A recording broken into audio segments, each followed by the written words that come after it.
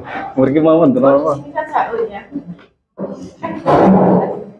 Baik.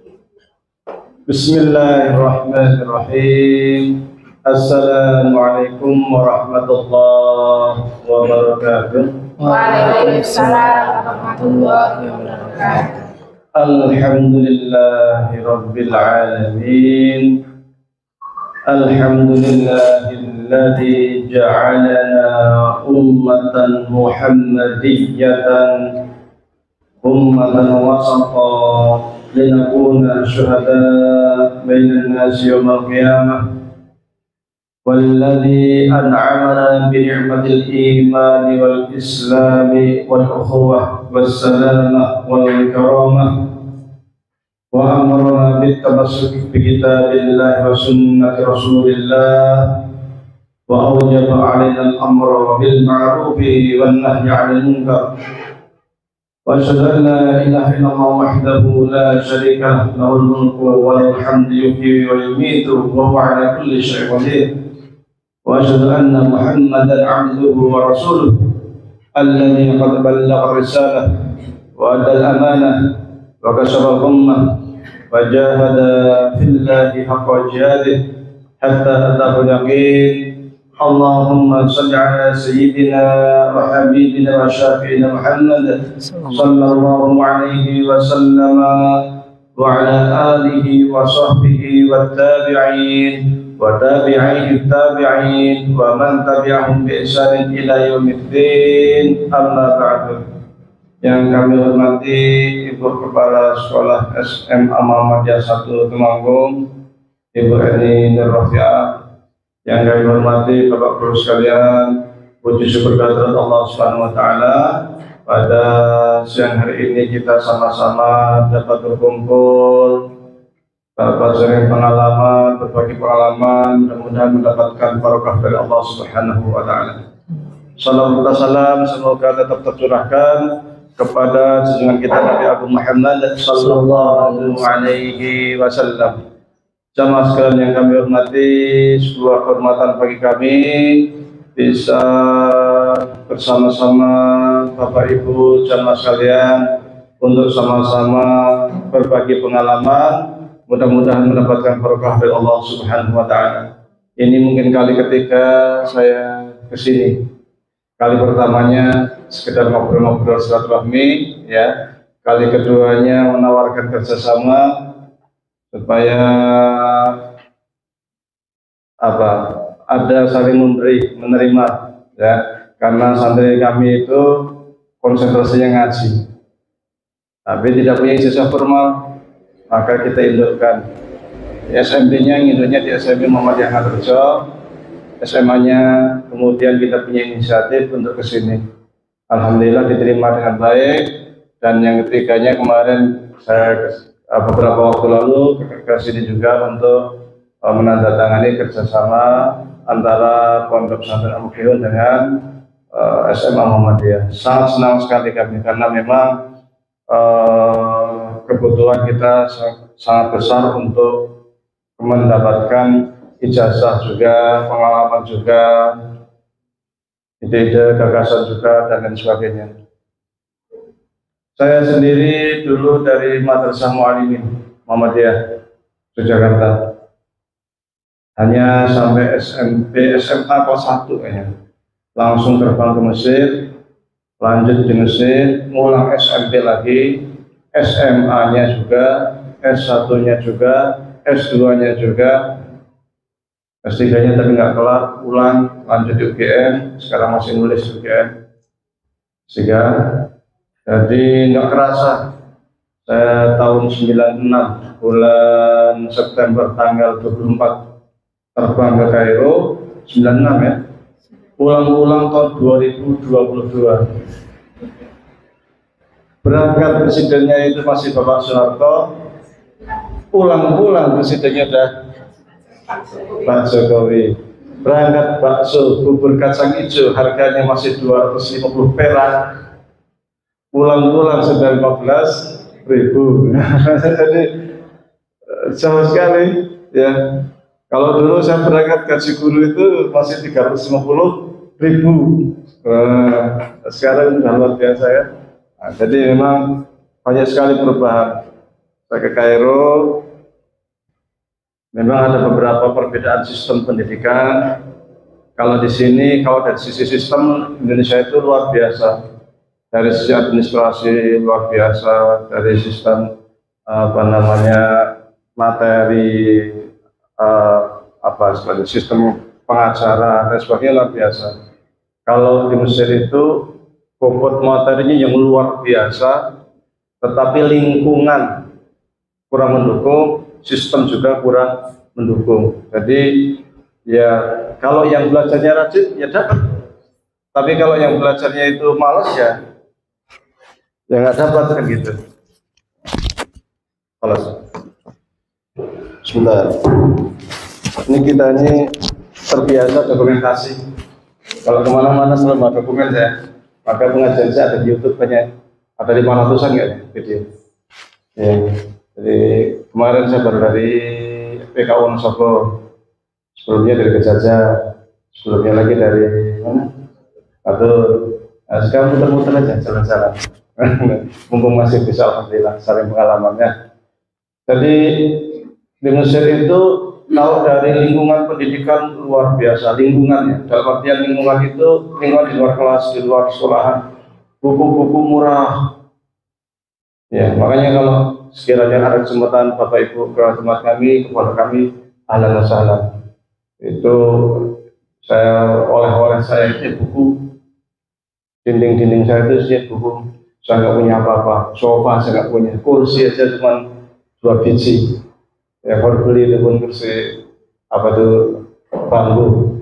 Jadi nggak punya sofa, nggak punya apa. Kalau tempat saya itu lesehan, ya lesehan biasa. Kekayaannya ya harganya di buku itu.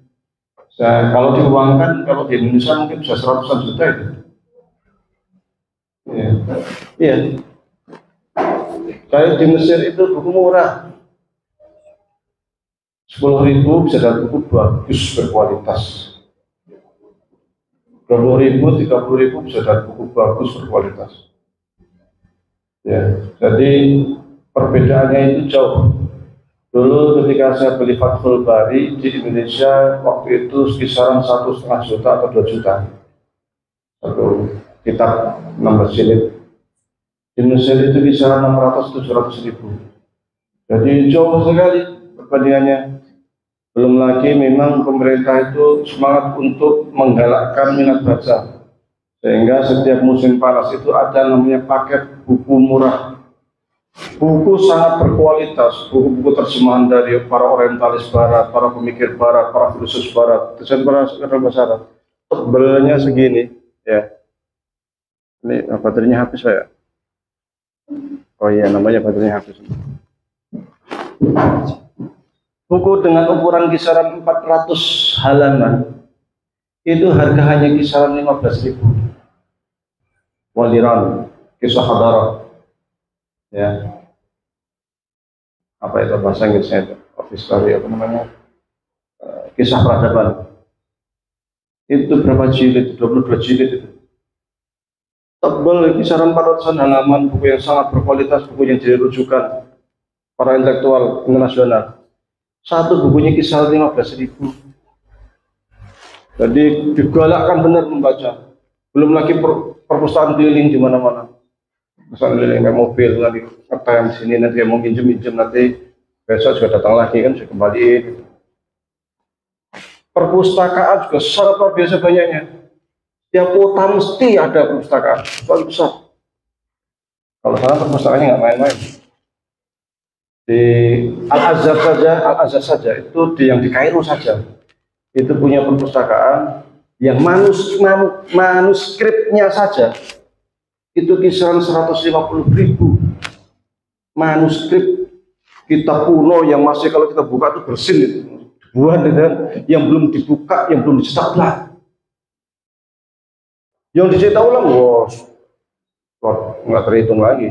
Itu baru satu perpus itu. Belum perpus Darul Kutub Ilmiah, belum atau Fakir Kubro, belum banyak sekali perpustakaan. Dan setiap perpustakaan itu hampir semua menyimpan manuskrip kuno. Itu hebatnya Mesir itu.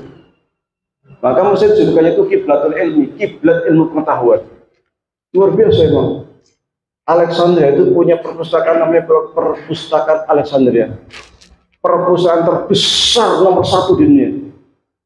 Berapa lantai itu? Luas sekali itu. Lantai. Luas sekali. Ribuan buku, ribuan manuskrip ada di situ. Jadi sangat memperhatikan yang namanya ilmu di Mesir itu.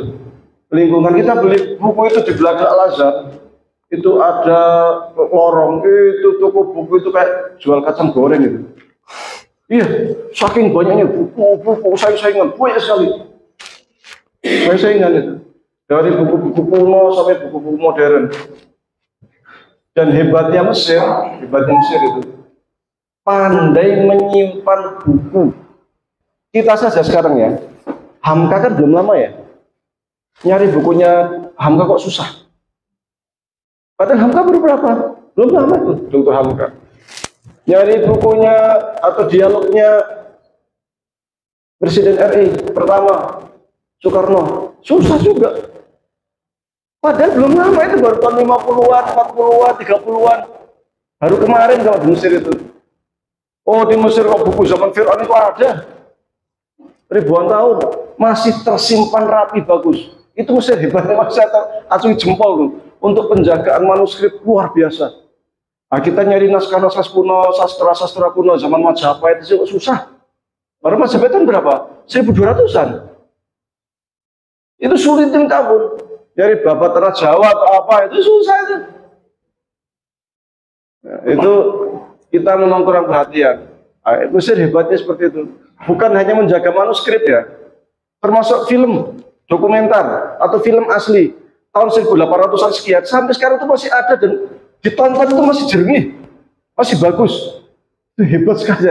Saya sering nonton film Mesir yang tahun 1920-an, film kuno ya, 1930-an itu film lama itu masih jernih dan masih diputar di TV-TV Mesir. Hebatnya itu. Kita film-film dokumen Naga Bonar saja. Ya, Naga Bonar kan tahun 80-an, 70-an lah, 80-an tuh. Itu kalau kita lihat sudah goyang itu. Ya, film itu sudah ker. Padahal Naga Bonar itu belum lama itu. Film-film tahun 70-an itu kita tonton sudah gerak ke bayangannya. Mesir tahun 30, 20 terus jadi bagus. Hebatnya Mesir itu. Jadi kalau terkait dengan manuskrip kita perlu belajar. Dan orang Mesir itu sangat senang menggalakkan studi manuskrip atau tahqiq turas kalau Arabnya itu. Studi manuskrip. Maka manuskrip itu sering dibongkar, dikaji ulang. Kita itu sebenarnya banyak loh punya manuskrip. Saya sekarang lagi mensyarah buku yang enggak manuskrip juga, buku tahun 1942 kok. Aqaidul Iman,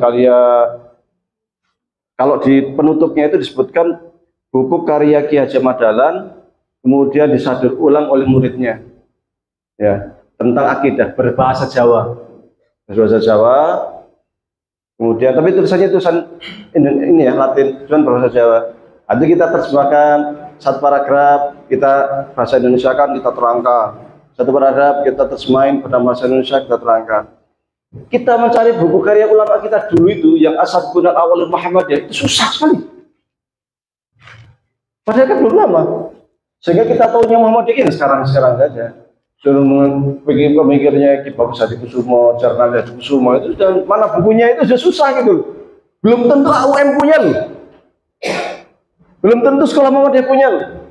Saya ngumpulin manuskrip buku-bukunya itu.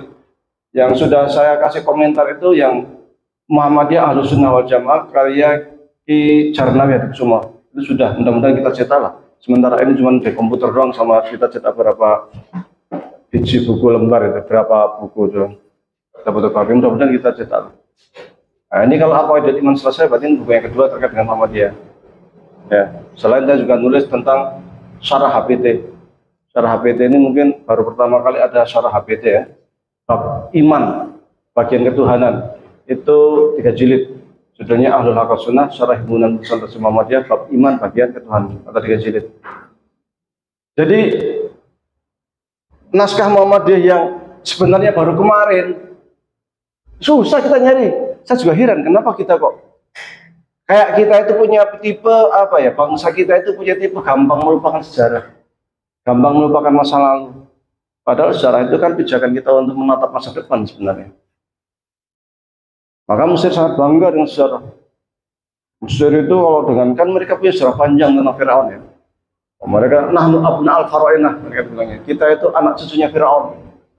Ini orang Mesir seperti itu. Karena Firaun itu julukan ya. Firaun itu kalau kayak kita Sri Sultan Hamengkubuwono I, Sri Sultan Hamengkubuwono II, itu kan sampai 32 ya. Nah itu nanti ada namanya Batalimus, itu tatkala Mesir dijajah sama Romawi, pernah dijajah sama Persia dan sebagainya.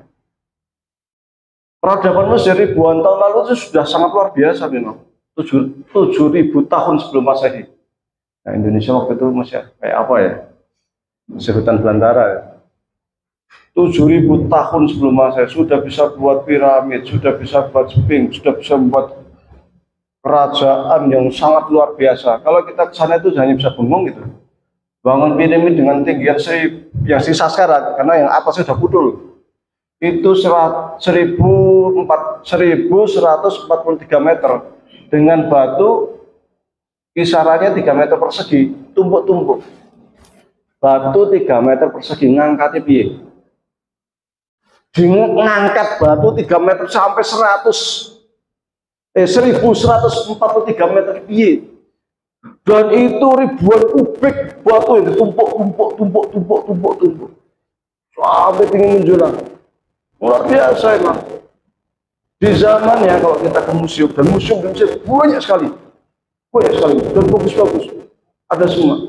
Kita mau nyari peninggalan Majapahit itu susah. Ya kan? Hanya ada cerita tutur tinular gitu kan. Keresemu gandring itu pun sudah dibumbu-bumbuin dengan cerita-cerita fiktif kan, Arya Kamandano kan cerita fiktif kan. Nah ini untuk cari sejarah yang autentik yang seperti itu kita susah sekali. Mereka tuh bisa itu. Jadi peradaban luar biasa. Kalau kita lihat sana itu peninggalan kerajaannya, peninggalan apanya luar biasa. Manuskrip masih tulisan-tulisan di dinding itu masih kemudian bisa diterjemahkan menjadi sebuah buku, dianalisa sehingga muncul buku judulnya itu Ensiklopedia Sejarah Mesir Kuno. Itu berapa jilid? 32 jilid ya. Satu jilidnya itu bisa 500 halaman. Luar biasa. Dan mereka berusaha keras untuk memecahkan rumusan-rumusan bahasa Mesir kuno yang disebut dengan bahasa geogrifil atau apa namanya. Hebat. Dan memang kalau dari sisi risetnya memang mereka luar biasa. Dan kalau jumlah doktor secara persentase, kayaknya Mesir jauh lebih banyak dibanding Indonesia. Jumlah doktornya itu. Ya kalau kita kadang ngobrol-ngobrol di jalan apa, ternyata dia itu magister, cuman dari penjual bunga karena ya dari kerja susah. Jadi dokter itu banyak sekali di Mesir itu. Dokter nganggur ya banyak juga itu. Saking akeh dokter. Ya, hebat. Dan memang pendidikan lebih murah ya. Kalau di Al-Azhar dari TK ya, dari TK sampai S3 gratis untuk jurusan keagamaan. Gratis untuk orang Mesir, untuk orang asing gratis. Hebatnya Al-Azhar. Dan untuk orang asing itu masih banyak sekali beasiswa. Beasiswanya nggak main-main, pulang pergi dapat tiket gratis. Tiap bulan dikasih uang saku kisaran 1,5 juta, masih makan sehari 3 kali, tinggal di asrama gratis. Wah mewah sana itu. Saya 9 tahun masih ada beasiswa. SMB-nya iya, SMA-nya iya, kuliahnya iya. Setelah itu baru S2-nya saya muter-muter. Jadi dan orang Mesir sendiri itu sangat menjunjung tinggi ilmu pengetahuan. Orang Mesirnya, rakyat Mesirnya. Jadi mereka itu gampang sekali kok ngasih bantuan ke mahasiswa. Tahu aja orang Indonesia atau orang mahasiswa, tahu-tahu dikasih duit 100.000. Di masjid kita lagi ngaji Quran, mahasiswa aja ya, oh ini. Kenapa? Karena bagi mereka ini Thalibul ilmi ini para mujahid. Jauh-jauh dari Indonesia ke Mesir hanya untuk belajar agama, nanti pulang dakwah untuk kemaslahatan Islam dan Muslimin kan gitu. Sehingga mereka kasih lomba-lomba itu. Indonesia itu dapat beasiswa dari Al-Azhar ya, per tahun 23 miliar. Padahal secara ekonomi Mesir itu kisaran nomor 21 atau 22. Loh, kita itu secara ekonomi sudah nomor 12 dunia loh. Tahun 45 kemungkinan kita akan dunia atau 5 dunia. Jadi kita itu tinggi sekali sudah. Mereka itu di bawah kita, tapi untuk loman kita jauh di bawah mereka. Lomannya luar biasa. Beasiswa itu hari Indonesia itu belum yang untuk Amerika, belum yang untuk Rusia, belum banyak sekali itu beasiswanya. Bayangin Mesir itu kalau dihitung-hitung jasanya dengan Indonesia nggak terhitung. Negara pertama yang mengakui kemerdekaan Indonesia, Mesir. Dan untuk mengakui kemerdekaan itu mereka taruh nyawa loh. Jadi waktu itu kalau nggak salah itu anak Rosia itu siapa yang jadi Liga Arab itu? Dubes Mesir yang di India itu dipanggil Kairo. Dipanggil Kairo. Dia dikasih tugas untuk membawa surat dari Mesir untuk diserahkan ke Presiden Soekarno ke Indonesia.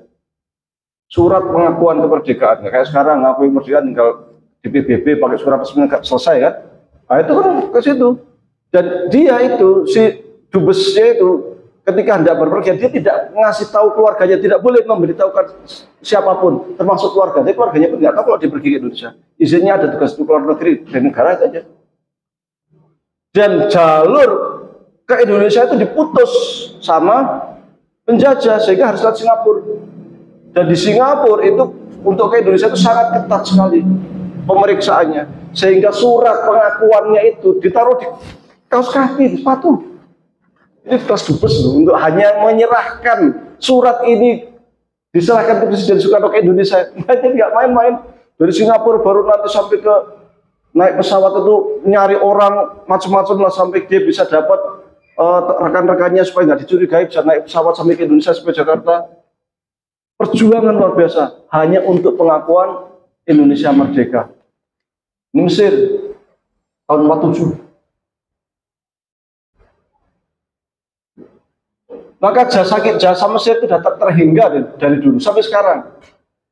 Tahun 97 ya, itu kita akan krisis ekonomi ya. Krisis ekonomi kita.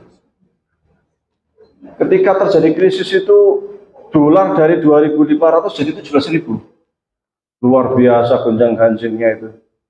Sampai mahasiswa kita yang di sana itu sudah nggak bisa kan orang tuanya nggak bisa ngirim duit itu. Apalagi dolar ditutup, nggak boleh keluar. Terus karena kan tidak semua dapat beasiswa yang Mesir. Yang beasiswa aman lah, yang nggak dapat beasiswa.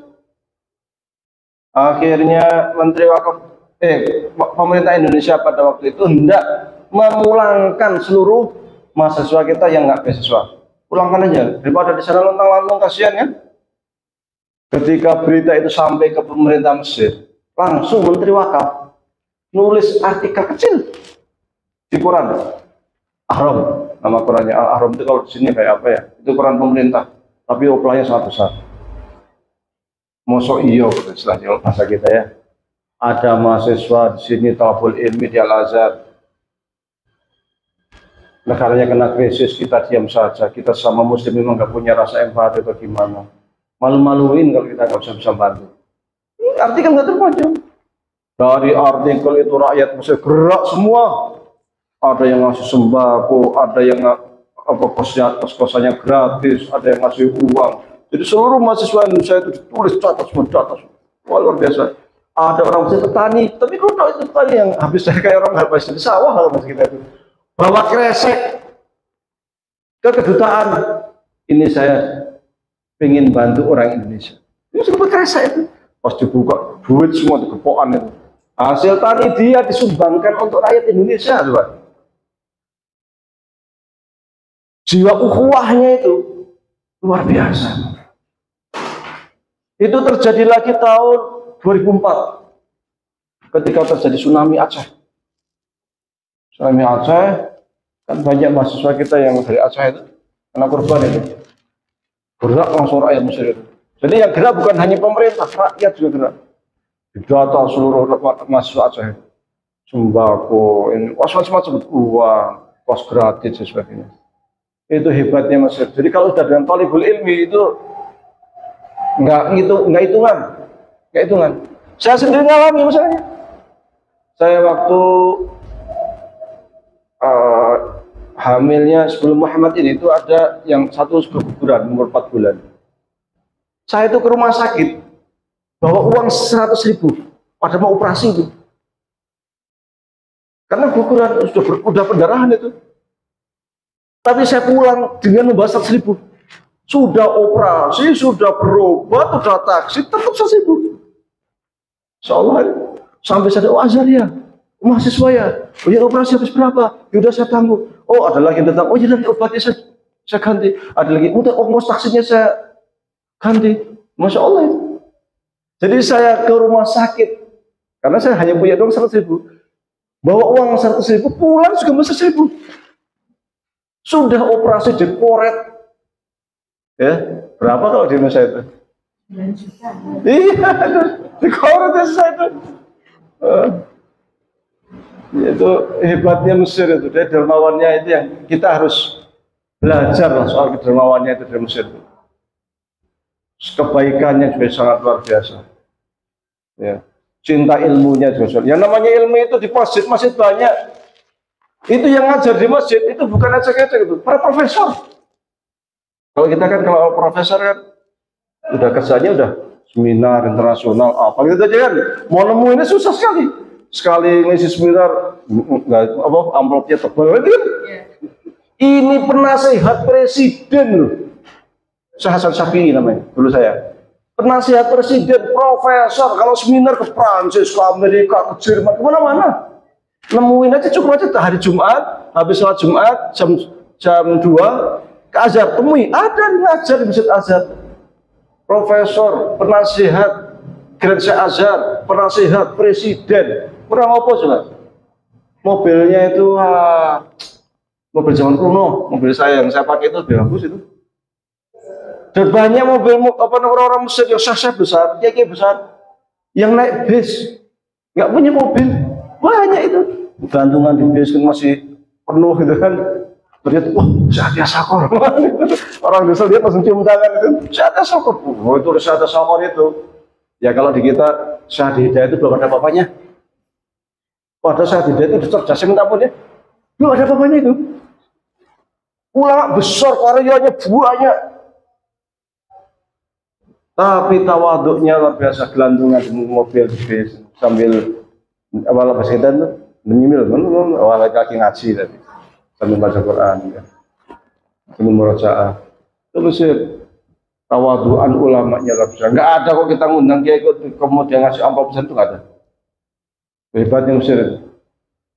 Dan mau menemuin profesor kelas berapapun itu mudah. Saya pernah ingin nemuin dokter siapa? Ahmad Zuhail yang dapat Nobel Fisika. Mesir sudah 2 orang dapat Nobel. Satu dapat Nobel Fisika, satu dapat Nobel Sastra, Nasib Mahfud. Saya nemuin juga Zahul Najjar satu Zahul Najjar, dia punya karya banyak. Dia tinggalnya di London. Yang sesekali aja datang ke Mesir. Waktu itu belum ada HP waktu itu. Kita masih pakai telepon yang koin, koteng gitu kan. Udah kita telepon kita aja. Kita dari mahasiswa Indonesia hendak silaturahmi. Oh iya, tanggal sekian kita kosong. Udah ke rumahnya kita. Biasa saja itu dan sambut baik. Luar biasa.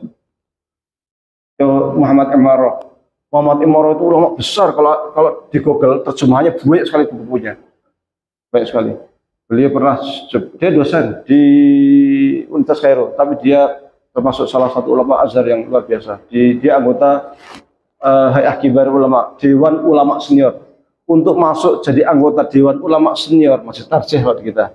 Enggak sembarangan. Tes lisan, yang ngetes itu para profesor, para pakar, 16 cabang ilmu lisan. Nanti kalau lulus baru layak menjadi Dewan Ulama Senior. Ya susah jadi Dewan Ulama Senior Azhar itu. Nah, kalau di kita saya yang mau bisa apa-apa aja ditarik untuk membantu ditarjih. Kalau saya masih kayak gini, udah sana saya nggak level. Serius. Ya luar biasa, Masya Allah. Itu saya pernah silaturahmi ke rumahnya. Rumahnya itu kecil. rumah kita yang kita tempati Mas saya ternyata lebih besar. Jadi ininya saja untuk ruang tamunya itu paling 2,5 kali 2,5 mungkin. Terus ininya itu lama banget, rumah lama banget. Isinya buku-buku sama sederhana sekali beliau. Padahal beliau itu orang sangat terpandang di dunia Islam. Ya, Syekh Muhammad Ammar, doktor. Ketawaduan mereka itu, ulama-ulamanya itu sangat luar biasa. Kalau di kalangan sekuler mungkin ada yang kenal namanya Hasan Hanafi, doktor. Itu rujukannya orang-orang sekuler. Itu sama juga tawadu juga. Jadi sampai orang sekuler pun tawadu, dan dia punya halakoh ngaji juga. Jadi kalau nemui beliau itu cukup ke rumahnya di Makar Mabit, ada ngaji mantik, sama ngaji filsafat, ilmu kalam. Nah itu datang aja, nanti ada jadwalnya ikut ngaji. Jadi kita untuk belajar itu gampang sekali, belajar untuk ilmu ya, bukan hanya untuk ijazah ya. Ke masjid aja, Hasan Asyafi luar biasa, ngajar mantik, ngajar filsafat, ngajar ilmu kalam, itu di masjid. Syekh Ahmad Ma'bad ngajar apa itu? Ya, luar biasa. Sampai kalau ngajar itu kayak Ghazali itu datang seakan-akan itu, saking auranya itu luar biasa, neranginya itu luar biasa. Jadi halakoh di masjid Allah itu banyak. Mau yang pengen tasawuf ke sana, yang pengen fikih ke sana, pengen filsafat ke sana, pengen mantik ke sana. Itu kayak zaman Abbasiyah, zaman Umayyah zaman dulu. Jadi masuk masjid itu masuk universitas kita itu. Yang dikasih ya kitab terturos, kitab kuning. Nah itu yang masih kita sepi. Contohnya rame Ramadan di awal bulan. Sekarang udah sepi. Sudah mikir kebutuhan, burung tuku roti, anak burung tuku kelambi, mumet ke utang-utang terus sopo, utangi pura, mumet kok kan. Soalnya lebaran aja, lebaran tidur, biasa aja. Lebaran nggak kayak di kita ramenya minta ampun. Yang ramai itu di apa Ramadan di sana itu. 1 bulan sebelum Ramadan itu udah lampu-lampu apa rame Ramadan, masjidnya apanya. Jadi yang ramai itu Ramadannya. Selama sebulan itu di masjidnya, di apanya itu. Kalau Idul Fitri biasa aja selesai sholat itu selesai udah sepi dah. Kalau kita kan kebalik, ramainya di Idul Fitrinya, wah cari kebutuhan, cari uang, macam-macam lah ya. Nah, saya masih kebiasaan Mesir, jadi sampai sekarang Idul Fitri udah sudah lagi terus biasa aja. Orang pada bingung saya. Orang kok pada bingung, kenapa ya? Saya biasa-biasa aja, apa ada sesuatu ya? Jadi malah bingung karena orang lihat orang lain bingung, kok saya nggak ikut bingung gitu kan. Orang pada beli kue, berarti saya juga nggak beli kue, berarti biasa aja gitu. Nah itulah. Karena sudah kebiasaan di Mesir ya, hidup sederhana, santai, yang bisa makan setiap kali, alhamdulillah gitu kan. Orang nggak mikir beli ini. Enggak. Yang penting bisa tinggal, alhamdulillah. Ya, tempat tinggal, alhamdulillah kan gitu kan. Terus nggak punya sofa, nggak punya tempat duduk, yang penting lesehan ya iso kan gitu aja kan. Jadi alhamdulillah. Gitu. Itu kita syukuri. Hidup itu kalau disyukuri ya bilang alhamdulillah ya. Ya. Jadi sepatu, sendal apa yang masih bisa dipakai, pakai, masih bagus-bagus ya. Makanya saya kemarin sempat kaget tuh santri saya ada yang punya sepatu harga 1 juta itu paket saya. Saya bilang itu tahu sepatu yang saya pakai ini 50.000 saya. Itu sendal yang saya pakai udah sama Surabaya, udah sama Madura, sama Jakarta itu 35.000 itu. Kamu sehadir 1 juta buat apa ya? Ya kan nggak masuk di akal juga mewah-mewah itu. Yang penting bisa dipakai layak bagus itu, nggak usah mahal-mahal. Makanya saya kadang heran juga sama orang koruptor itu. 271 triliun buat apa itu? Nggak masuk di otak saya. Karena makan sepiring itu kenyang ya. 2 piring itu jangan bisa bangkit.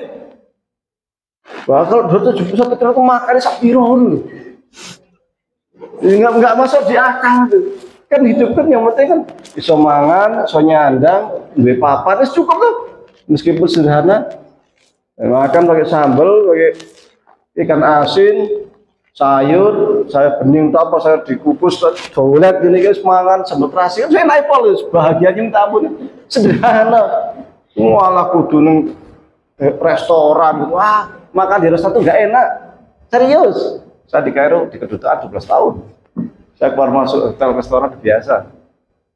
Enaknya itu sudah di kaki 5 itu samping nangkring nyolet enak pol. Iya. Jadi hebatnya Mesir seperti itu. Keilmuannya luar biasa, di mana-mana militansi, dan hebatnya lagi mereka itu ikhlasnya itu loh.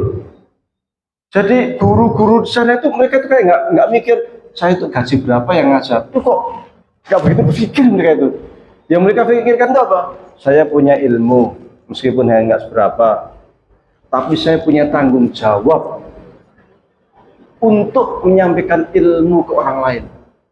Karena dalam hadis katakan man katama ilman al jamau itu zaman benar. Siapa yang menyembunyikan ilmu, maka ilmu itu kelak akan menjadi cambuk api neraka. Jadi kalau kita menyembunyikan ilmu itu, ada orang mau minta diajarin, nggak kita malas, salah, capek, sakit. Dia lagi butuh ilmu apa saja, ilmu pertanian, cara ngarit sing api sing dan gajahan kok. Gajahan ini mati terus, kenapa ya?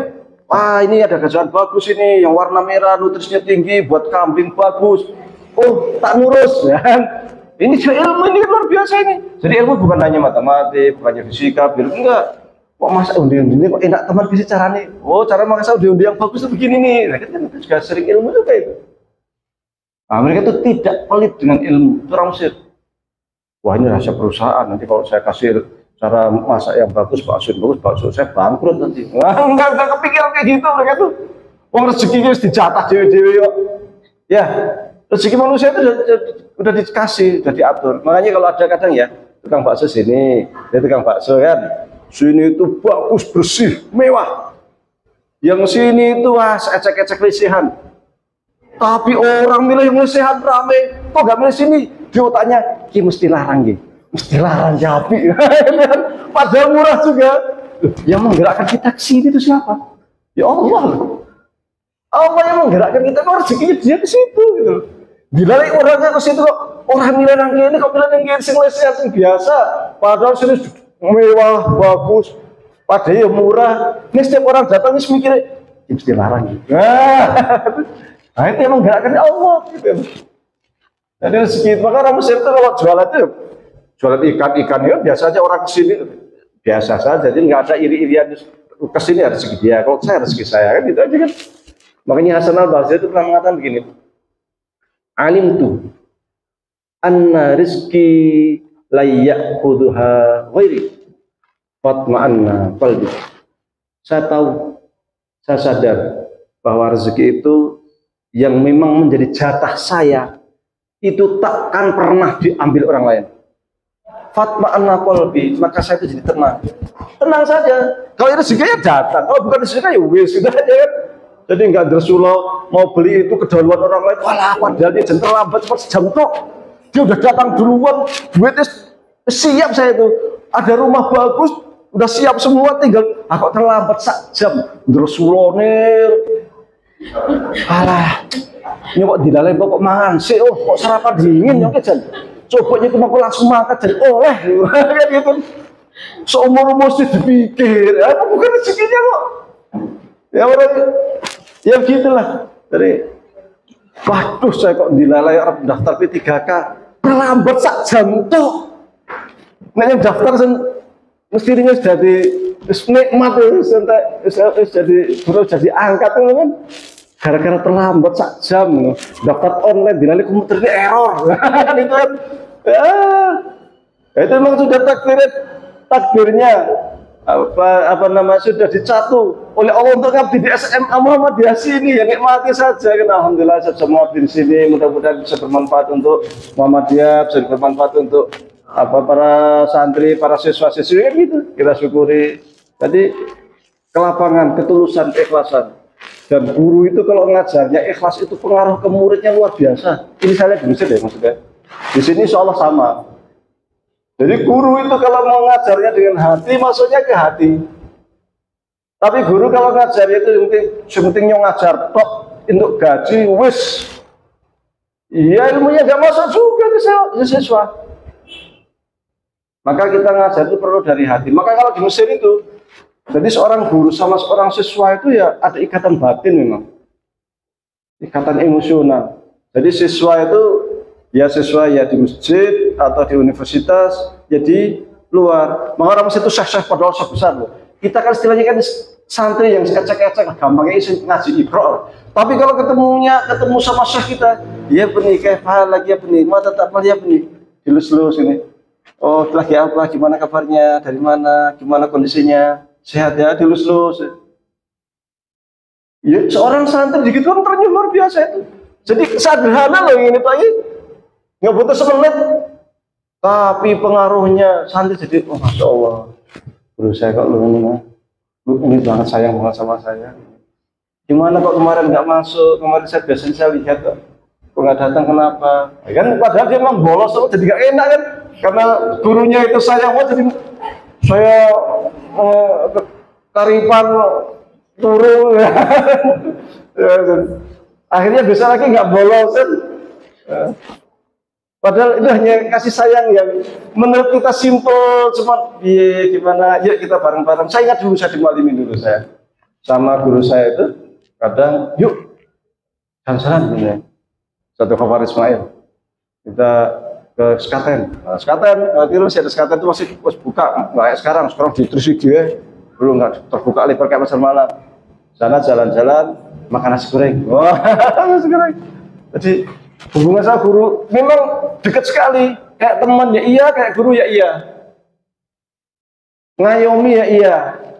Tapi si santri tetap tahu posisinya, beliau adalah guru saya. Tapi ya ngobrol bareng, ya makan bareng, ya biasa saja begitu. Maka saya santri saya biasa saja, kayak teman aja kita kan.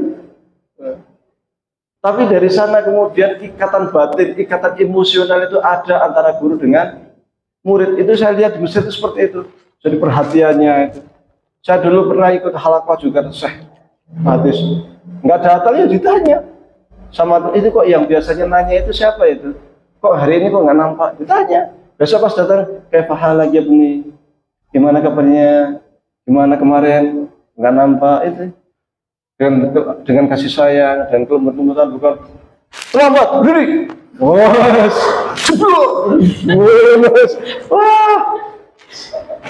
jam lari keliling lapangan 20 kali gitu kan. Ya kadang sesekali kayak gitu perlu kan gitu kan, sekali perlu. Saya juga santri saya kalau nggak pakai bahasa Arab ngomongnya kan di tempat saya kan masih bahasa Arab ya, tak suruh jalan jongkok juga, tapi kita nggak streng gitu. Saya lebih menekankan pendekatan hati, dari hati ke hati. Karena kalau kita dari hati ke hati itu akan masuknya ke dalam hati. Tapi kalau hanya menggunakan otot, ya masuknya ke otot saja, nanti ujung-ujungnya kelahi kan. Murid ngerjain gurunya. Sekarang kenapa bisa terjadi seperti itu? Ada apa gitu? Bisa jadi memang muridnya nakal atau gurunya kurang mendekatan kan gitu. Karena kalau otot tentu masuknya ke otot, kalau hati masuknya ke hati kan gitu. Maka pendekatan emosional, pendekatan perasaan, kasih sayang itu penting. Kalau di Mesir itu ya murid itu ya kayak anak kita sendiri memang. Jadi kita itu kadang kita diundang ke rumahnya, ya benih bukrofi iftar gamayang. Besok ada buka bersama teman saya, panggil teman-teman ya 20 orang lah. Nanti kita buka bersama di rumah. Nah kita datang satu teman buka bersama di rumah guru kita. Senang sekali kita itu. Jadi ngobrol santai, guyon sama guru kita itu. Saya terapkan dulu di Mesir waktu saya di pusat kebudayaan, Puskin namanya. Saya pernah jadi 12 tahun, nanti saya cerita di Puskin lah. Kayaknya bermanfaat juga di sini. Ya, jadi secara keilmuan, kelembagaan. Tapi kalau secara sistem pendidikan memang kita lebih bagus. Di sana itu ngajarnya itu kayak pesantrenan. Ya, kuliah itu kalau di sini kan jelas SKS ya, jelas maksudnya targetnya apanya ininya kan. Saya dikasih waktu berapa nih saya ngobrol aja nggak kerasa ya. Kalau sudah ada waktunya dikasih peluit aja, karena nggak ada jam, jadi saya nggak baca nih. Ya. Jadi kalau ngajar itu kayak mode pesantren, syekhnya itu baca terangin, saya baca terangin.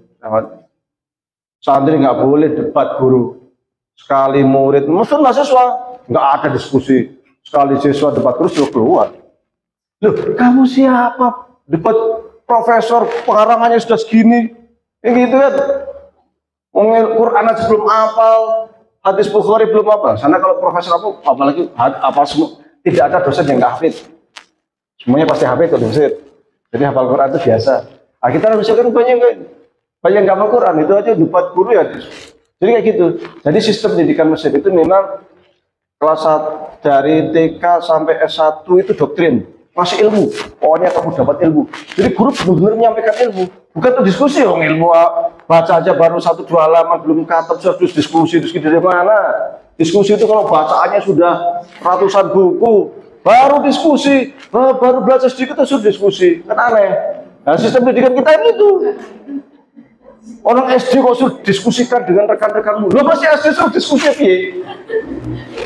SD main bareng, main kelereng, bareng baru bisa kan. Humpimpah apa itu baru si SD kok suruh diskusikan dengan teman sekelas Anda. Itu apa? Tidak. Saya cuma buka aja. Saya langsung kaget itu. Kalau di Mesir enggak. Jadi ilmu kita itu memberikan fondasi ilmu ke murid itu. Di Mesir ya S1 4 tahun nggak ada skripsi, lulus saja, tidak ada nulis paper, nggak ada nulis makalah tuh, mahasiswa tuh nggak ada nulis makalah itu, ujian ya, langsung itu nggak ada nulis makalah. Tapi coba lihat bandingkan Indonesia yang nulis setiap ada presentasi, kok karyanya orang Indonesia kok dikit. Iya loh, di Mesir itu setahun itu kalau hanya 10.000 judul buku baru ada loh. Per tahun 10.000 judul baru sedikit nggak? Lebih aja. Hampir tiap hari terus muncul buku baru, judul buku baru dari para ulama-ulama Mesir. Nah kita kan produktivitasnya benar sekali. Paling kalau nulis buku pernikahan rabani, pacaran dalam Islam, ini kan? Iya, saya ngalami juga, saya kan pernah jadi penerjemah juga. Saya dulu punya idealisme tinggi. Buku saya pertama yang satu itu judulnya Ijtihad Semantik dalam Ushul Fikih. Ushul Fikih berat, filsafat memang, berat bahasa. Itu saya sebelum S1 kelas 4. Kalau di sini semester 4 ya. Semester 8. Jenis buku itu. Idealisme tinggi. Selesai ini soalnya saya akan nulis buku judul yang kedua, lanjutan judulnya itu Ijtihad Maqasidi dalam Ushul Fikih. Ini kan Ijtihad Semantik. Ijtihad Semantik itu ilmu tentang bahasa, interaksi antara makna dan bahasa, implikasinya nanti dalam kajian fikih dan perbedaan pendapat antar ulama. Yang gitu. Saat saya tawarkan ke 15 penerbit, satu pun nggak ada yang terima. Jawabannya semua sederhana.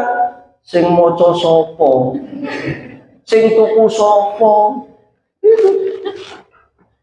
Akhirnya kalau bicara, saya rasa itu selesai, harus biasa putus, harus muter utaan biar dapat duit kan untuk bulanan. Jadi terjemah saya. Ternyata ya itu ya penerjemah itu kan kita cari buku, katakanlah 30 buku, 40 buku, nanti kita buat sinopsis buku kan. Nah sinopsisnya kemudian diterjemahkan daftar isi, kasih ke penerbit. Dari 30 buku itu nanti yang disetujui 4 atau 5, oke, 5 buku ini bisa diterjemahkan. Itu kan dari sekian buku yang kita ajukan, yang sering diterima ya bagaimana cara pasaran ini serius. Mending ada yang lagi seni ranjang Islami. Mumet saya itu jadi serius itu. Buku-buku itu tuh yang laku banget. Aku kan ini idealisme saya kemana ya? Saya tuh dulu punya idealisme Ijtihad Semantik, Ijtihad Maqasidi, hermeneutika. Saya apa tuh? Ujung-ujungnya kok saya nulisnya tentang yang saya terjemahkan tentang pernikahan Islami, seni dirancang. Waduh, iya gitu. Kalau terjemah karo guyang-guyung kan. Ya. Padahal waktu itu belum nikah. Parah meneh tuh. Jadi konsumen kita itu masih rendah secara ini. Dan yang kita orang itu rajin baca aslinya, baca status. Iya, rajin nulis juga, nulis status. Mesir enggak, terus buku berjilid. Orang Mesir itu jarang menulis buku tipis-tipis. Terus tetap bertemu jilid-jilid tuh. Syekh Yusuf Qaradawi sampai meninggal, belum lama meninggal dia tahun lalu ya. Berapa buku yang ditulis? Kisaran 200 judul buku. Dan itu ada yang berjilid-jilid juga itu. Yang Fiqh Zakat 2 jilid, 1 jilidnya segini. Syekh Qaradawi itu. Jabir Usfur itu siapa itu? Sastra Mesir. Waktu itu karyanya 250 judul buku. Syekh Wahbah Zuhaili itu berapa judul, dan satu judulnya itu tebel-tebel. Tafsir Munir aja segini, Tafsir Munir berapa jilid itu, dan satu jilidnya segini. Fikih Islam Madinah, fikih antar mazhab itu 11 jilid, satu jilidnya segini. Belum usul fikihnya 2 jilid, satu jilidnya segini. Belum yang mukhtasar, wah masya Allah. Jadi kalau sudah alim di Mesir itu, di Arab sudah alim, sudah kiai benar, benar-benar alim benar.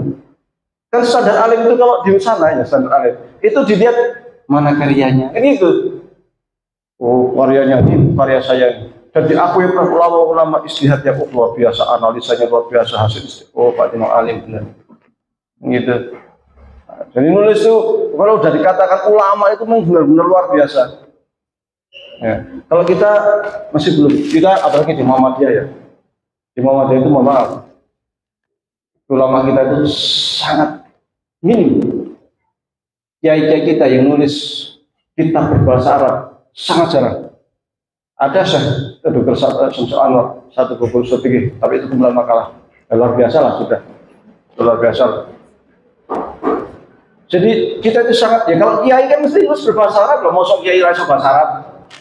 Makanya saya sering ngomong kritik direktur-direktur di pesantren Muhammadiyah, mosok direktur pesantren Muhammadiyah Arab susah Arab, kan lucu. Di santrinya piye nek direkturnya bahasa Arab. Ikirin lho. Soalnya jodoh saya itu. Kalau direktur di sekolah oke, ya sekolah kan yang biasa lah. Hanya direktur pesantren, direktur MBS kayak so bahasa Arab.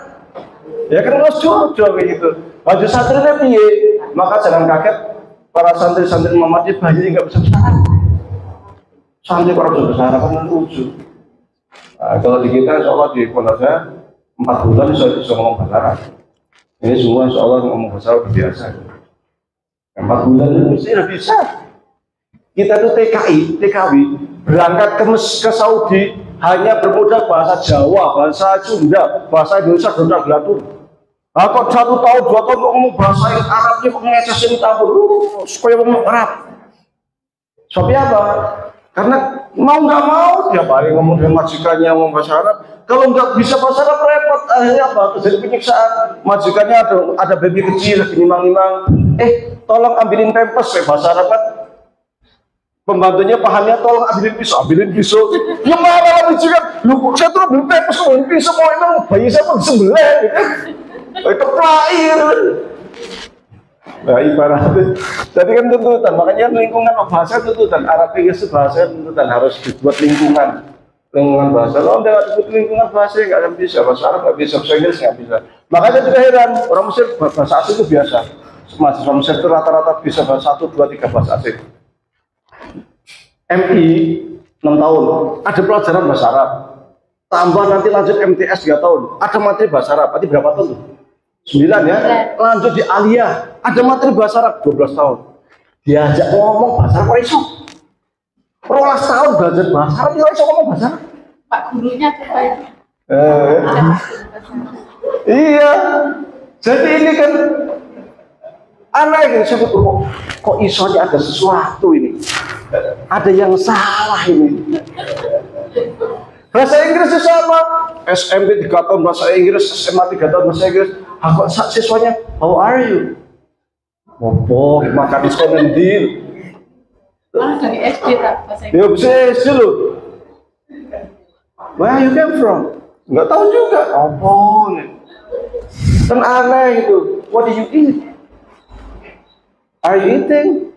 What are you eating? Itu kan sederhana-sederhana, nggak bisa jawab juga itu. Aneh kata. Ini ada sesuatu yang salah sistem mengajar itu. Maka perlu dibuat namanya lingkungan bahasa. Ya, ini pelajaran-pelajaran berharga lah di Mesir. Saya di Mesir tahun 2001 baru saya aktif di Muhammadiyah, karena 96 itu saya di Ma'had, di pesantrennya, saya konsentrasi belajar. Baru 2001 saya aktif di Muhammadiyah. 2008, 2010 saya jadi ketua PCM di sana. Kemudian tahun 2010 akhir, saya itu mendaftar sebagai guru bahasa Indonesia untuk penutur asing. Nah, jadi saya pernah jadi guru bahasa Indonesia untuk orang Mesir. Nah, tahun 2010 akhir itu ada pendaftaran ke kedutaan. Nah, untuk ditempatkan di namanya Puskin, Pusat Kebudayaan Indonesia. Puskin ya, Pusat Kebudayaan Indonesia. Nah, di situ waktu itu yang ada ya bahasa Indonesia saja, dan memang belum begitu maksimal lah. Maka kedutaan punya inisiatif untuk diangkat direktur khusus yang mengurusin Puskin. Maka diadakan ujian dari 43 anak, syaratnya harus S2 waktu itu. Saring ya memang rezeki saya waktu itu, saya masuk. Padahal saya itu waktu itu sudah mau pulang waktu itu. Mau pulang karena muktamar Muhammadiyah tahun 2010 ya, muktamar. Sudah beli tiket saya. Karena kan sektor PCM itu Samsir untuk muktamar. Wah, istri saya ternyata hamil. Saya karena anak yang pertama itu keguguran, wah was-was juga kan, harus dijaga nih, jangan-jangan saya di Indonesia angkat-angkat meja, angkat-angkat apa ember untuk nyuci apa, bahaya juga nih gitu kan.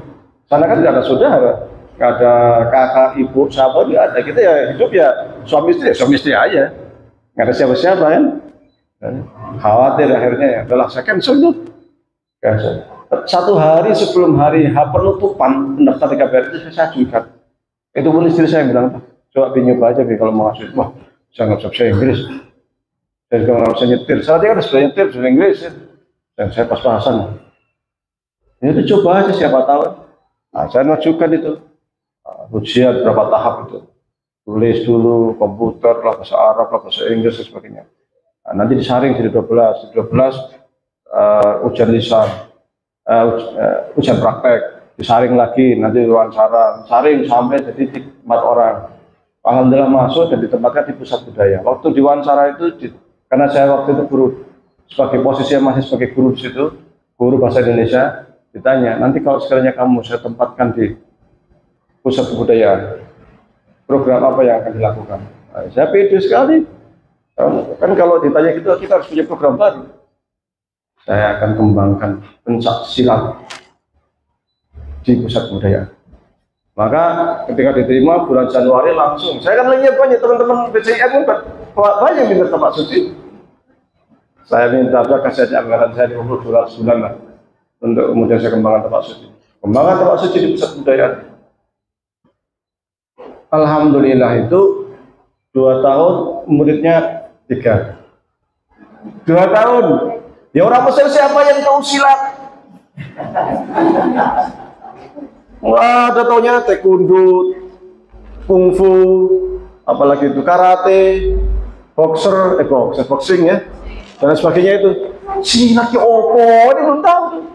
Putar otak saya itu bagaimana caranya itu biar siswanya baik. Waktu itu YouTube belum begitu ramai, Facebook belum begitu ramai, tapi saya udah punya kamera kecil itu kata YouTube kan. Kalau ada acara, kita buat penampilan, tak foto dari jauh. Jadi kalau ada penonton itu ditaruh di depan, ya itu kita ngambilnya agak menunduk gini sehingga seakan-akan penontonnya akeh nih. Taruh di Facebook, tulis pakai bahasa Arab, saya kirim koran-koran Mesir, pakai ini macam-macam laporan berita, ya silat Indonesia adalah gini merupakan tradisi. Wah, promosi silat. Nah, saat ini sudah ada pelatihan silat di kedutaan dengan begini. Orang kan lihat fotonya kan menarik gitu kan. Nulis koran Mesir. Akhirnya lama-lama datang. Sekarang santri siswa silat Mesir lebih dari yang tempat suci tok nih, 6.000. 6.000 yang sudah sabuk biru sewaktu saya pulang 23 asli Mesir. Iya, dari 6.000 mungkin 65% atau 70% perempuan. Iya, aneh ya, malah perempuan banyaknya itu. Karena sebagian juga ada yang sadaran kan mereka kan agak nggak mau pakai celana panjang kadang-kadang, maka kita modif jadi celana panjang iya, tapi kemudian dibuatkan rok yang bawahnya itu lebar itu merah, kemudian paling bawah itu kasih celirit kuning, gitu kan.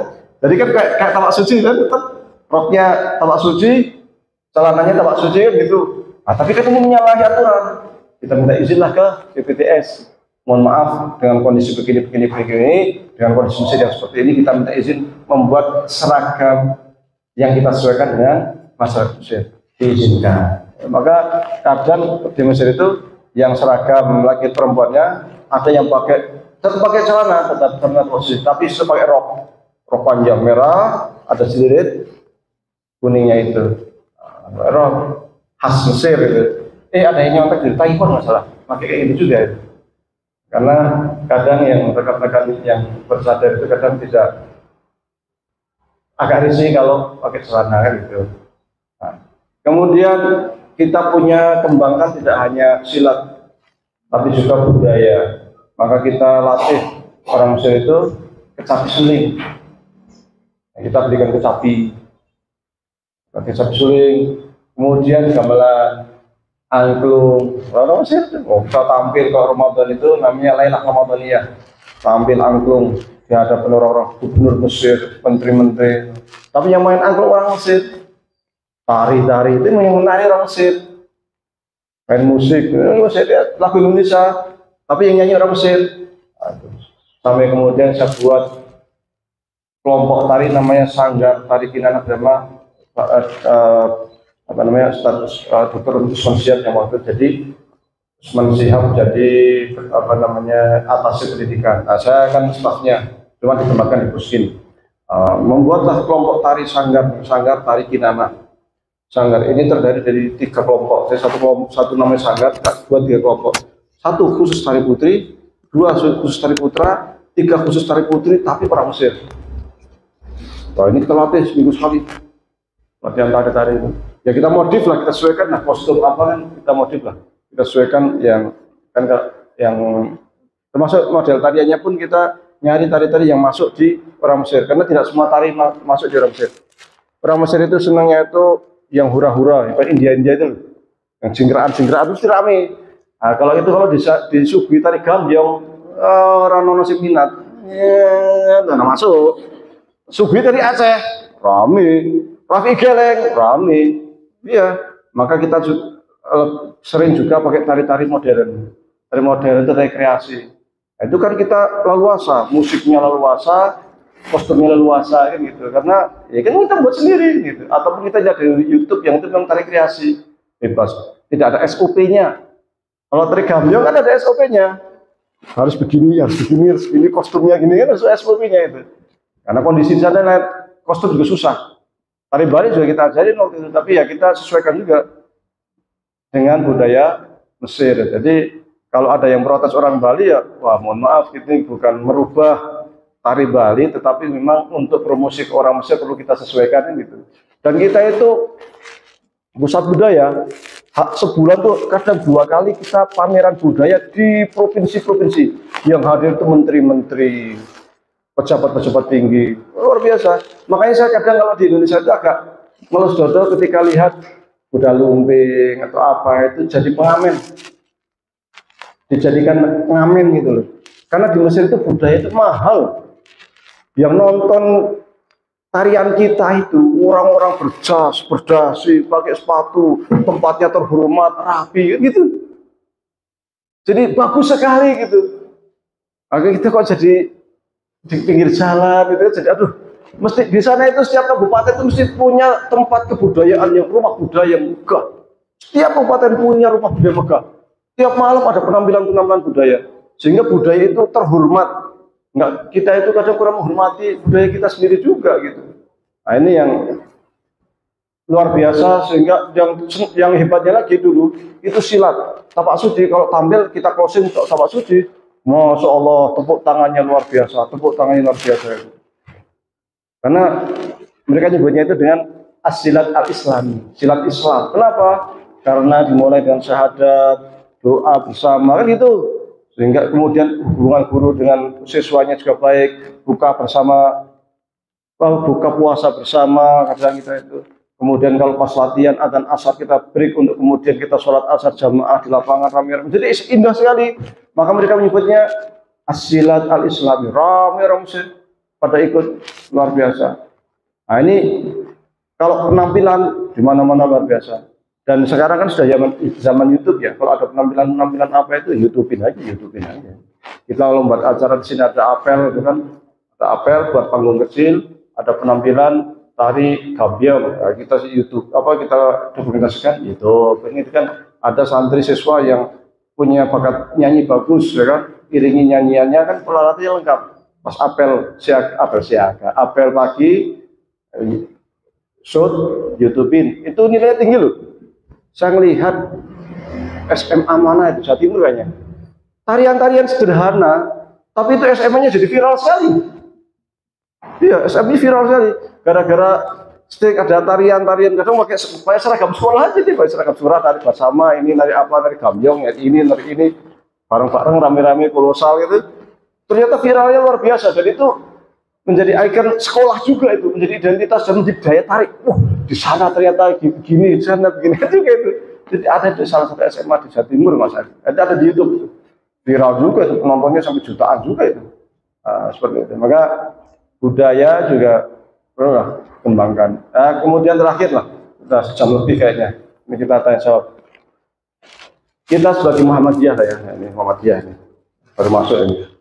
Ya kita kan Muhammadiyah itu kan gerakan dakwah amar ma'ruf nahi munkar ya. Ini ya, kemudian ar-ruju' ila Quran wa sunnah. Ideologi Muhammadiyah kan seperti itu. Maka jargon kita itu sangat berat sebenarnya, kembali ke Quran Sunnah. Maka kita sedapat mungkin membudayakan Quran Sunnah itu. Minimal ya setiap pagi baca Quran kan. Syukur-syukur santrinya, siswanya sebelum mulai pelajaran ada tadarus bersama, 4 jam aja nggak usah lama-lama. Tadarus bersama, harus baru mulai belajar kan itu. Karena sekarang yang namanya siswa itu banyak yang memprihatinkan itu. Jadi karena sudah main HP, sudah main motor gitu ya. Jadi kadang dikandani susah, kadang nakal, kadang semacam-macam lah, main game, kecanduan HP, kecanduan apa itu, apa istilahnya itu, game online yang pakai duit itu, slot dan sebagainya itu. Luar biasa ini, krisis mentalnya luar biasa. Sementara di satu sisi orang tuanya yang di rumah cuek, minta pulsa dikasih pulsa, minta motor dikasih motor, minta HP dikasih HP ya. Dan yang saya heran kadang orang tuanya kadang juga nggak kaya-kaya amat gitu, tapi jor-jorannya luar biasa, kadang ngelus jodoh juga itu. Jangan sampai lah seperti itu, Mas. Maka kemudian budaya untuk menghafal Quran, budaya baca Quran itu mengurangi kenakalan itu. Karena orang kalau sering bersentuhan dengan Quran itu lama-lama pelan-pelan Quran akan masuk ke hati. Jangan sampai terjadi anak didik Muhammadiyah, sekolah di sekolah Muhammadiyah orang iso maca Quran. Ini memalukan sekali. Jangan sampai sekolah di mana dulu saya di SM Muhammadiyah. Oh, maju, tolong ini dari ini apa membaca Qurannya nanti ya. Ini ada acaranya yang baca Quran kok nggak ada. Oh, saya nggak bisa baca Quran. Nah, kan Muhammadiyah. Persoalannya kita rujuk ila Quran Sunnah, kembali ke Quran Sunnah. Katanya kembali ke Quran Sunnah. Kok mau coba Quran Islam ya? Kan jadi nggak enak kitanya. Sekolah di SMP Muhammadiyah, SMA, tapi pacaran. Aduh, ya kan nggak sudah juga nih. Terus kembali ke Quran Sunnah yang di pacaran ini. Ini kan tanggung jawab yang berat. Tanggung jawab moral kita itu loh. Sebagai mengemban Muhammadiyahnya itu loh. Karena kita semuanya kan sebagai guru dan sebagai dai sekaligus kita nyambung kita, karena kita kan membawa gerakan Islam yang itu nggak ringan, kita bawa kemana-mana itu nggak ringan. Kalau di jamaah-jamaah sana-sana saya sampaikan itu, bahwa ada 1-2 orang yang dikader untuk menjadi ulama supaya jamaah akar rumput. Karena kadang sekarang itu banyak sekali ranting itu nggak ada pengajian mingguan. Banyak sekali mati kejenuhan, bukan salah jamaahnya kadang. Tapi enggak ada apa ini, nggak ada yang iso ngocok kita, nggak ada yang iso ngaji. Akhirnya kan jamaahnya kan, akhirnya ada ngaji di tempat lain salafi atau apa, ikut ke sana kan. Loh kok ikut ke Salafi pengurus lagi? Loh tidak, di dalamnya nggak ada nih. Di Muhammadiyah nggak ada, ya saya ikut ke sana itu. Saya juga pengen ngaji kok, gitu kan. Tapi kalau di kita ada ngaji kan nggak, makanya makmurkan masjid, pengajar ranting. Padahal kalau kita lihat dari syarat mendirikan ranting itu kan salah satu syarat mutlak kan harus ada pengajar ranting. Nah ini kan kurang, nah, ini makanya kemudian perlu pembinaan ranting, cabang dan lain sebagainya itu. Siswa-siswanya, nah, kita sebagai guru kadang sekarang yang paling dilema itu apa? Kita ngabdi, alhamdulillah ngabdi Muhammadiyah, meluangkan waktunya, ikhlas apa, tapi di Muhammadiyah itu ada yang sangat berat sebenarnya tantangannya. Apa itu? Gaji guru. Ya, belak-belakan ya. Sekolah Muhammadiyah itu ada loh yang gaji 400.000 sebulan. Hah? Bawahnya lagi ada lagi. Oh, kan? Nah, itu untuk ongkos bensin itu jangan cukup loh. Maka sebenarnya harus ada upaya. Mesti sih Dikdasmen yang mikir, bukan kepala sekolah yang mikir mestinya. Serius. Karena begini loh, di Lampung itu sudah ada penyetaraan loh. Bisa ternyata. Jadi semua sekolah Muhammadiyah itu gajinya segini. Iso loh. Sak provinsi. Di Gunung Kidul bukan hanya bergaji guru ya.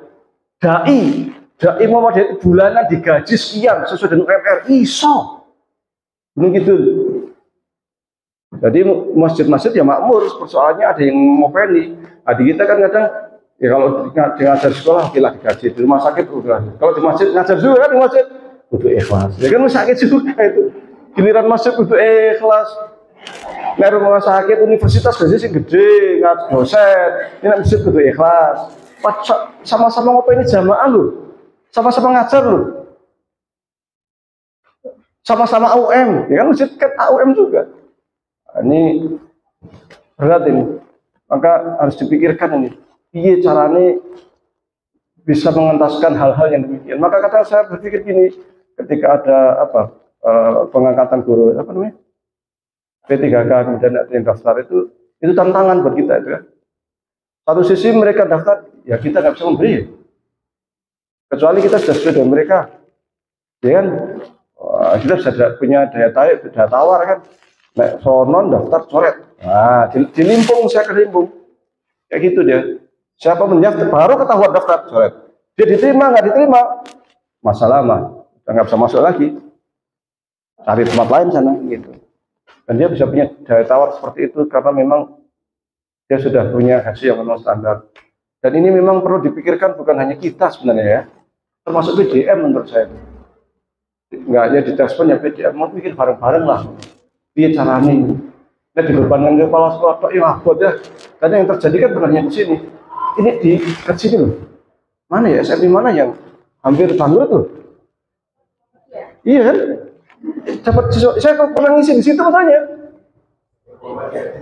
Iya, saya ngisi di situ loh. Sesuai untuk 6. Nah, ini juga kan juga ngurus. Saya butuh saya waktu itu tahun keberapa? Tahun 2016. Saya ikut profesor yang di grup society siapa namanya? Kok lupa saya. Robandi. Pak Imam Robandi. Saya dulu waktu itu gara-gara saya telepon saya punya nomor telepon itu satu Pak Imam Robandi, satu Pak Imam Rasyidi. Mau telepon Pak Imam Rasyidi saya dibalikin. Setelah saya dibalikin gitu ya. Ketelepon Pak Imam Robandi, saya dibalikin. Oh dibalikin, wah dekat terus sekarang aja kesini saya di SMP Muhammadiyah ini SMP Muhammadiyah berapa waktu 3 kata lah. Sini kita lagi ada acara, kok suaranya beda ya? Saya belum enggak. Suaranya Ustaz Imam tuh nggak gini tapi kok beda ya? Nah, udah suruh kesana saya kesana. Waktu itu liburan dari Mesir ya, pas pulang. Ketemu lah saya dengan Profesor Imam Robandi, ngobrol-ngobrol, diajak semua kepala sekolah jalan-jalan ke gunung itu kan. Ada satu ungkapan beliau yang bilang gini, sekolah Muhammadiyah itu kalau diurus secara serius mesti maju. Kalau ada sekolah Muhammadiyah kok nggak maju, berarti baru setengah ngurus atau nggak serius ngurus. Ya, itu pertama, itu terngiang-ngiang sampai sekarang saya itu. Jadi kalau ada sekolah mau mati, berarti kepala sekolahnya masih setengah-setengah ngurusnya. Memang butuh perjuangan untuk all out itu. All out. Hilangkan ego sektoral.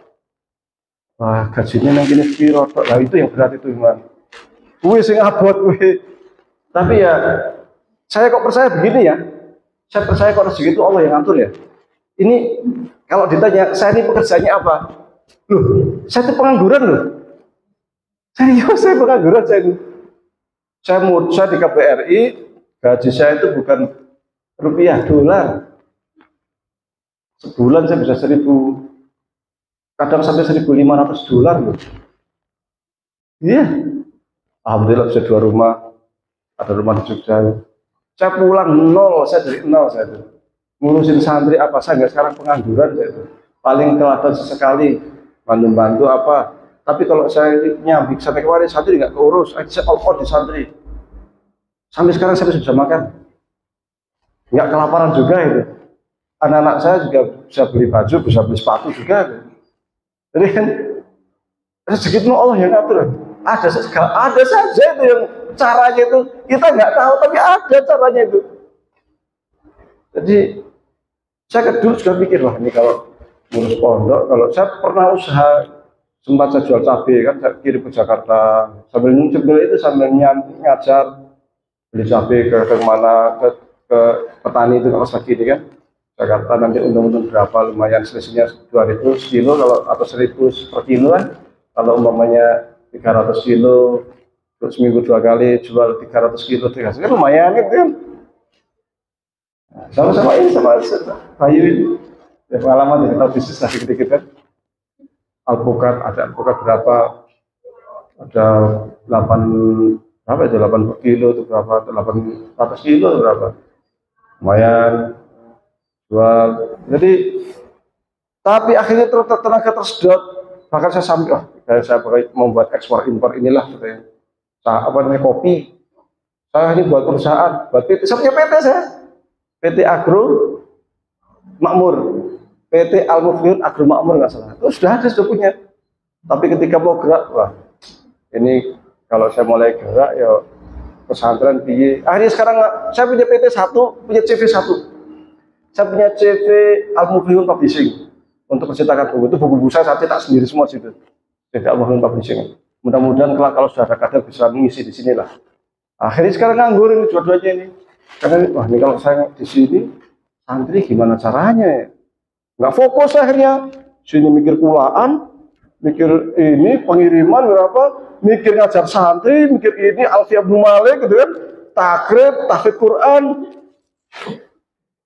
SPP santri, makan santri, wah, jeblok pengen caranya ini. Iya, akhirnya wah, kayaknya nggak bisa. Aja sudah saya berhentilah dari bisnis, sudahlah. Tawakal aja lah Allah. Kalau rezeki juga Allah yang ngatur lah. Nanti bagaimana caranya, insya Allah ada jalan. Gini tuh. Ya, alhamdulillah ada jalan, ada aja. Gitu. Jadi yang mamanya di sini ondilalai orang daftar P3K gaji segini, atau saya bismillah saya niat ngaji ngabdi di Muhammadiyah dengan ikhlas, pokoknya saya ikhlas. Dengan keikhlasan ini saya bertawasul kepada Allah. Boleh loh tawasul? Ya Allah, sholat malam atau sholat wajib saya ini ngabdi di SMA Muhammadiyah 1 Temanggung, gajinya sih ora piro, ora cukup asli nih. Ning saya ikhlas ya Allah, ikhlas untuk Islam, untuk dididik anak, mudahkan segala urusan saya, mudahkan rezeki saya. Insya Allah kasih rezeki enggak. Oh, rezeki kan nggak cuma ngajar. Allah tuh kalau kasih rezeki itu gampang banget tuh. Saya itu pernah di Kairo. Nah, yang tadi itu contoh ya, saya bisa masuk rumah sakit, istri saya dioperasi gratis ya. Saya pernah nggak bisa membayar uang sewa rumah sebulan. Nggak punya duit saya itu. Saya ke tuan rumah, mohon maaf ini bulan ini saya kok nggak bisa membayar, mungkin bulan depan nggak punya duit saya. Nggak punya uang, belum ada. Oh iya nggak apa-apa. Apa yang terjadi? Besoknya tuan rumah datang bawa sembako, beras, minyak, gula, masih ada amplop 200.000. Wah, masya Allah kan? Setelah itu dibilang untuk yang bulan ini gratis. Ya siapa kira? Saya mau ngomong ke tuan rumah itu malu-malu gimana, tapi siapa anaknya ngomong kepepet itu gimana lagi kan? Malah dapat rezeki digratiskan, masih dapat sembako, masih dapat duit. Itu kan minahitulah tasib ya kan. Maka kita kalau kita tawakal tinggi, kita ngajar di sini dilalai kok gajinya berapa ya sambil doa insya Allah rezeki itu minahitulah tasib, insya Allah ono ai. ada saja kalau itu. Karena rezeki itu begini loh konsep rezeki itu. Kalau saya dapat jatah sama Allah, sehari ini dapat jatah 10.000, ya kan 10.000. Mau putar kan 10.000. Tuh, mau dicari dengan cara mencuri, mau dicari dengan cara jualan, tetap akan dapatnya 10.000. Oh, jatahnya segitu. Jadi kita itu dijatah. Bila untungnya, ya alhamdulillah, yang bikin orang bahagia itu bukan nominal uang. Andai kata yang bikin bahagia itu nominal uang, orang yang korupsi 272,1 triliun itu paling bahagia saat dunia. Tapi dilalai yang bikin bahagia hati. Maka kita manajemen hati itu tuh syukur, alhamdulillah, alhamdulillah. Bisa sedekah 1.000. Loh, jangan remehkan 1.000. Saya gajinya cuma segini, bisa sedekah 1.000, luar biasa kan? Oleh Allah dikalikan 70, dikalikan 700, dikalikan tak terhingga, tahu-tahu di akhirat, itu ada istana megah punya siapa ya Allah? Loh, punya kamu. Masa saya bisa beli istana megah dari mana? Loh, kamu dulu ngajar di SMA Muhammadiyah, gajimu kecil, itu kok masih iso sedekah 1.000. Ya 1.000 ya, karena bagi kamu itu sebenarnya luar biasa, tak lipat gandakan itu sekarang dari istana. Masya Allah, terima kasih ya kan itu. Ya serius ini. Jadi kita akan mendapatkan seperti itu, akan dibangunkan istana megah di surga kalau kita ikhlas. Sedekah nggak usah nunggu kaya, 500 perak, kencing, jangan remehkan. Kecil itu menurut kita, menurut Allah belum tentu kecil loh. Maka bisa jadi gede menurut manusia, kecil menurut Allah. Wah, infak 1 miliar. Ternyata 1 miliar dari uang korupsi ya. Orang itu ibarat orang wudhu pakai air kencing. Sah berat. Orang sah wudhu pakai air kencing. Naik haji pakai duit korupsi. Mau haji bolak-balik saya. Tetap aja di akhirat dikebuki malaikat. Ya kan seperti itu. Maka keikhlasan dalam mengajar itu, keikhlasan itu sangat penting. Dan kalau ikhlas, ini satu penutup ya. Hadis Nabi kita ingat-ingat. Idza mata bnu adama in qata amal illa min salah. Sedekah jariah au ilmun yuntafa bi awalatin sahihiyatullah. Sekiranya idza mata bnu adama ari kalani mati an adan. In qata amal ko pupus amaluhu opo amali. Illa min salasatin kejebot telung perkara. Oh, ternyata jauh juga ya. Apa itu sedekah jariah? Dia ikut sedekah jariah au ilmin yuntafa utawa ilmu kan manfaati. Awalatin yang ulah atau utawa anak soleh yang mendoakan orang tua. Itu ilmu yuntafa, ilmu kan manfaati. Bila lain kita ngajar begini ikhlas, alhamdulillah, masya Allah, ada santrinya, ada siswanya yang dia itu alhamdulillah belajar di sini akhirnya mendapatkan hidup yang mapan, yang apa, yang macam yang enak, yang bahagia. Dia di keluarganya sholatnya api, tetap jogo sholatnya, puasa tetap dijogo. Loh, kita dapat pahala luar biasa loh. Apa mana nek muridnya 20, apa mana muridnya 100, apa mana setiap tahun ngajar sampai ngabdi 20 tahun, ngabdi 30 tahun. Berapa itu? Kita meninggal dunia, ini sesuai ini masih dengan ilmu yang dia dapatkan di sini, masih ngirim pahala kita tidur di sana. Penting kiriman paket, penting kiriman paket. Oh, tiap hari kiriman paket dari santri-santri, dari siswa kita kan luar biasa.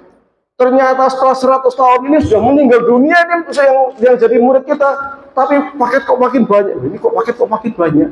Seperti kan? Ternyata yang jadi murid kita sudah punya murid lagi. Nah, muridnya kan kita transfer ilmu ke ini transfer ilmu ke sini, kan dapatnya dari kita. Oh, makin banyak lagi transfer kita pahalanya. Paket Islam begini numpuk terus. Nah, kita kipas-kipas tadi. Masya Allah, gara-gara menjadi guru ikhlas di SMA Muhammadiyah. Kan itu mah butuh ikhlas, jangan sampai grundel. Nek ngajar wis sayang grundel wis ora ono apa. Wis pahala ora, grundel iya, sengit iya, sengsara dunia akhirat ya. Makanya perlu keikhlasan. Taib, kurang lebihnya mohon maaf, silakan kita dialog barangkali sekiranya masih ada waktu. Aku qouli hadza wa astaghfirullahi wa lakum. Assalamualaikum warahmatullahi wabarakatuh.